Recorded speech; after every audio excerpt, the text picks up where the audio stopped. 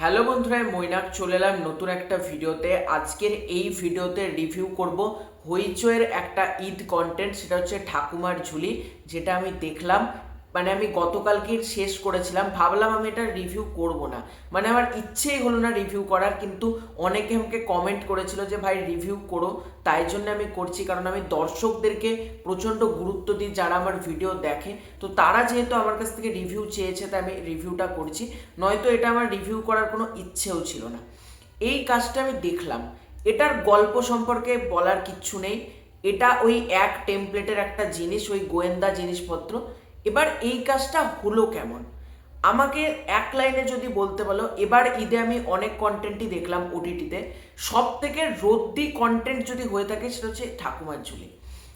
এই কাজটা বানানোই হয়েছে অ্যালগোরিদম বেসড কন্টেন্ট। ইন্দুবালা ভাতের হোটেল, সেখানে ওই প্রস্থেটিক মেকআপ, শুভশ্রী বয়স্ক সেজেছিল, সেটা ওয়ার্ক করেছিল বলে শ্রাবন্তীকেও বয়স্ক সাজাতে হয়েছে।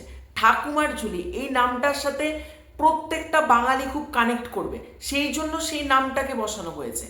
অপরদিকে যেটা করা হচ্ছে সেটা হচ্ছে ঠাকুমার ঝুলিকে থ্রিলার ভাবে, তার মধ্যে কিছু গোয়েন্দা ডিটেকটিভ ভাবে মার্ডার হচ্ছে, এই ব্যাপারটা সব কিছুকে পাঞ্চ করে মিক্স করে। আর তার উপর যেহেতু এখন উৎসবের মরশুম চলছে, ঈদ, সেহেতু এখন মানুষ ছুটির মুহূর্ত রয়েছে, সব কিছুকে প্ল্যান করে পাঞ্চ করে এটা তৈরি করা হয়েছে। এটাই হয়েছে এই সিরিজটার মূল উদ্দেশ্য। মেকার্সদের কোনো সৎ উদ্দেশ্য বা সৎ প্রচেষ্টা এই কাজটার মধ্যে একটুও নেই। এই কাজটার পজিটিভ দিক কি রয়েছে? আমার জন্য সত্যি বলছে এই কাজটার খুব কম পজিটিভ দিক রয়েছে। যেটা আমার পজিটিভ দিক লেগেছে, এখানে কিছু মিউজিকের ব্যবহার, কিছু গানের ব্যবহার ভালো, কিছু কিছু জায়গায় ডায়লগ ভালো, ক্লাইম্যাক্সটা ঠিকঠাক, আমি বলবো খুব এক্সট্রা অর্ডিনারিও না, খুব ভালোও না। আর যদি ভালো দিক বলতে বলো, খুব আতশ কাজ দিয়ে আমাকে খুঁজে বার করতে হচ্ছে আর কি ভালো ছিল। কালার গ্রেডিংটা ভালো, কিছু কিছু লোকেশন বা ক্যামেরার কাজ অর্থাৎ সিনেমাটোগ্রাফির প্রশংসা করতে হবে। এবারই ঢুকবো আমি নেগেটিভ দিকে, এই কয়েকটা পজিটিভ দিক ছিল। এবার যদি নেগেটিভ দিকে ঢুকি, প্রথম নেগেটিভ দিক হচ্ছে শ্রাবন্তী ইটসেলফ। শ্রাবন্তীকে এই কাজটাতে আমি নিতে পারিনি। শ্রাবন্তীকে কোনো অ্যাঙ্গেল থেকে ঠাকুমা মনে হয়েছে?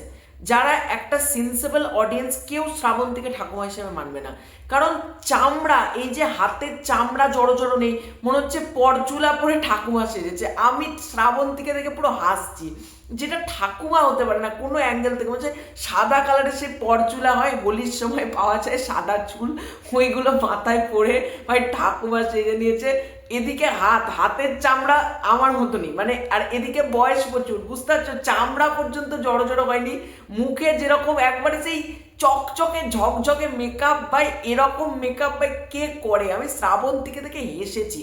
এবং শ্রাবন্তী ইটসেলফ খুব জঘন্য পারফর্ম করেছে, এটা বলতে খারাপ লাগলেও শ্রাবন্তী পুরো সিরিজ জুড়ে খুবই বাজে পারফরমেন্স করেছে। তাকে কোনো অ্যাঙ্গেল থেকে যেহেতু ঠাকুমা লাগেনি, একটা বিড়াল মারা যা সিন আছে, কোনো দিক থেকে এটা রিয়েল ওয়ার্ল্ডের সাথে কনভিন্সিংই না। বিড়াল মারা গিয়েছে ভাই, এটা একটা বাড়ির পোষ্য, কোথায় চোখ মুখ দিয়ে জল বেরাবে, ইয়ারকি মারার জায়গা কি সান্নাল, এরকম সান্নাল লিখে দাও, হরি বেলা ফোন্টের মা, তাহলে ইয়ারকি? এটা বিড়াল মরে গিয়েছে, পোষ্য মরে গেছে, তুমি ইয়ারকি মারছো এসে।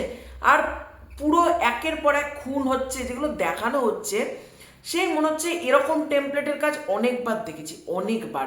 আর কাজটা স্ক্রিন প্লে এত দুর্বল, এত জঘন্য রাইটিং এই কাজটার, প্রতিটা মুহূর্তে মনে হবে ড্র্যাগ ফিল হচ্ছে। আর প্রতি ইয়েতেই একই জিনিস, বাড়ির মধ্যেই খুনি রয়েছে, কেউ ফলের বীজ মিশিয়ে দিচ্ছে, কেউ ফুলের রস মিশিয়ে দিচ্ছে, দিয়ে মারা যাচ্ছে। ভাই এই জিনিস আমরা এখানে দেখছি, এই জিনিস আমরা জি5-এর গোয়েন্দা কন্টেন্টে দেখছি, হইচইতে এরকম প্রচুর কাজ হয়েছে আমরা দেখছি। নতুনত্ব কি পেলাম? আবার শেষে হিন্ট দেওয়া আছে ঠাকুমা ওখানে মার্ডার হচ্ছে, জানো তো, দেবরাজের চরিত্রটা বলছে এবার কি ঠাকুমা ওখানে গিয়ে সলভ করবে? হ্যাঁ করো। আমি তো শেষ হচ্ছে একটা ট্রেন লাইনের উপর দিয়ে যাচ্ছে, ঠিক আছে, আমি ভাবছি ভাই ট্রেনটা এসে পিছে দেখ, গল্প কমপ্লিট হয়ে যাক, ঠাকুমা, নাতনি, দেবরাজ সব এন্ড হয়ে যাক, আর নিতে পারছি না। কিন্তু না, ট্রেন এলো না। আমি ভাবছিলাম যে তো ট্রেনটা এসে তিনজনকে পিছিয়ে দেবে, গল্প এন্ড, আর ঠাকুমার ঝুলি সিজন 2 আসবে না। কিন্তু এই কাজটা মনে হচ্ছে আবার সিজন 2 আনবে তারা, শেষে যেরকম হিন্ট দিয়েছে।